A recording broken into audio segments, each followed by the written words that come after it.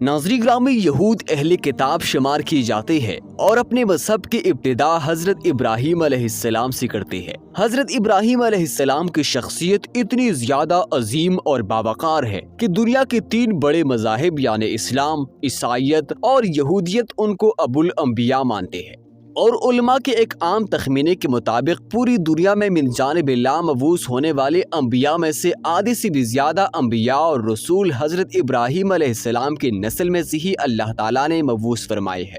حضرت ابراہیم علیہ السلام بذات خود 10ویں پشت میں حضرت نوح علیہ السلام اور ان کے بیٹے حضرت سام کی نسل سے منسوب ہے۔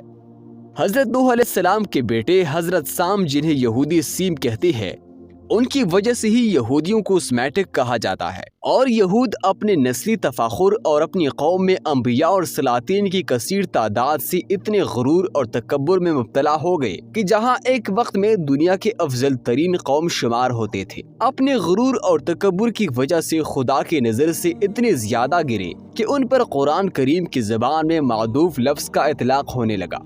ناظرین گرامی، اسلام توحید خالص ہے اور کسی بھی طرح کا ذرا سا بھی شرک اسلام میں برداشت نہیں ہے، لیکن اس کے برعکس خود کو تمام لوگوں سے بڑھتر سمجھنے والی یہودیوں کے بعض طبقات حضرت عزیر علیہ السلام کو خدا کا بیٹا مانتے ہیں، جیسے کہ قرآن کریم کی سورہ توبہ میں اس بات کا ذکر موجود ہے۔ اسلام میں فرشتے تو بالکل معصوم مانے جاتے ہیں، لیکن یہودیت میں فرشتے معصوم نہیں مانے جاتے۔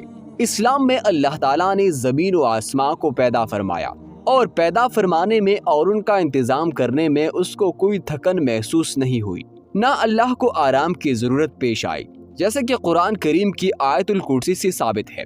جبکہ یہودیت کے مطابق اللہ تعالیٰ نے زمین و آسمان کو 6 دن میں پیدا فرمایا اور 7ویں دن آرام کیا، اور یہی صبر یعنی آرام آج بھی یہود کا ہر ہفتے کا سب سے اہم تہوار ہے۔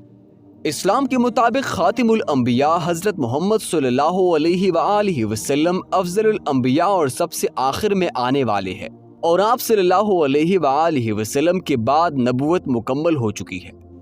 جبکہ یہودیت کے مطابق حضرت موسیٰ علیہ السلام افضل الانبیاء ہے اور حضرت ملکی علیہ السلام خاتم الانبیاء ہے۔ اسلام تمام انبیاء کرام کو معصوم مانتا ہے، لیکن یہودیت نے تقریباً ہر ایک نبی کو داغدار بنا دیا ہے۔ اسلام کے مطابق کوئی بھی عورت رسول یا نبی نہیں گزری، مگر یہودیت کے مطابق عورت نبی ہو سکتی ہے، اور عہد نامہ قدیم میں کئی عورتوں کے نام انبیاء کے فہرست میں شامل ہے۔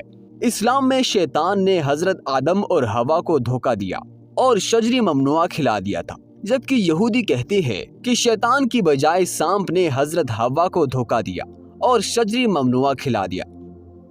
ان تمام باتوں کے علاوہ یہودیوں کی نماز، جسے عبرانی زبان میں تفلیحہ یعنی یہودیوں کی عبادت کہا جاتا ہے، جس کی توضیحات اور تفصیلی تشریحات اور احکام دین یہود میں پائے جاتے ہیں۔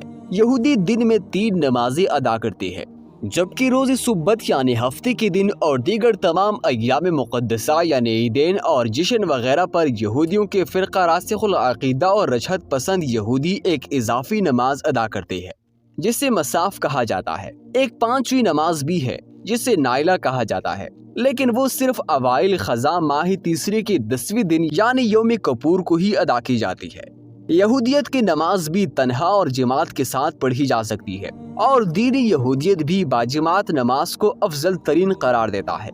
یہودیت میں اکثر اعمال کی قرت باآواز یعنی ایک خاص انداز میں کی جاتی ہے، جسے نیگون کہا جاتا ہے، اور ہر کنیزہ میں ایک قدر کم بلند چبوترا موجود ہوتا ہے جس پر کھڑے ہو کر یہ مناجات پڑھی جاتی ہے۔ عام الفاظ میں ہم اسے یہودیوں کے آذان بھی کہہ سکتے ہیں، جسے یہودی آذان کہتے ہیں، جس میں ایک یہودی جسے موسیقی کی دھنیں معلوم ہوتی ہے، وہ اپنی موسیقی کے ذریعے لوگوں کو اپنی عبادات کی طرف بلاتا ہے، اور یوں ان کی عبادات گا کر ادا کی جاتی ہے۔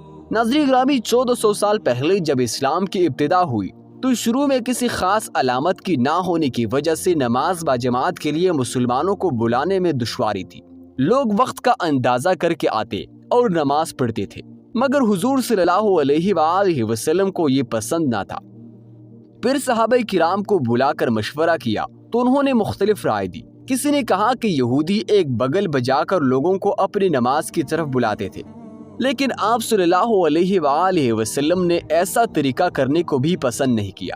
یہودی عبادات اور نماز کے لیے ہفتے کا دن مخصوص ہے، जिसे सुबत कहा जाता है, जबकि अरबी में यौम सुबत कहलाता है और बाइबल में सबत को हफ्ते का 7वां दिन और आराम और राहत का दिन कहा गया है।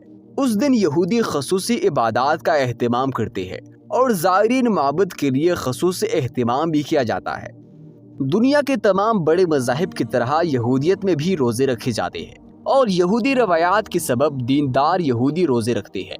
यहूदियों के यहाँ मुसीबत और आफात आसमानी के वक्त रोज़े रखने का हुक्म दिया गया है और वो इन औकात में रोज़े रखती भी है। जब बारिश नहीं होती और कहत साली पड़ती है तो भी यहूदियों के यहाँ रोज़ा रखा जाता है। उनका ये रोज़ा बहुत तवील होता है। ये सूरज डूबने के बाद शुरू होता है और तकरीबन 25 घंटे बाद अगले रोज रात की शुरू होने पर ख़त्म हो जाता है। इस रोजे के दौरान यहूदी खाने पीने के साथ साथ जिनसी ताल्लुकात से भी बचते हैं। वो रोजे के दौरान चमड़े के जूते और आराम व आसाइश के साजो सामान से भी परहेज करते हैं और रोजे में यहूदी अपना बेशतर वक्त इबादतगाह में गुजारते हैं, तौबा व इस्तिग़फ़ार करते हैं और तौरात की तिलावत में मसरूफ़ रहते हैं। तो दोस्तों, उम्मीद करता हूँ कि आपको आज की ये वीडियो पसंद आई होगी। अगर आपको ये वीडियो पसंद आई है तो इसको ज़्यादा से ज़्यादा शेयर कीजिए, चैनल को सब्सक्राइब कर दे और साथ मौजूद बेल आइकन को भी प्रेस कर दे।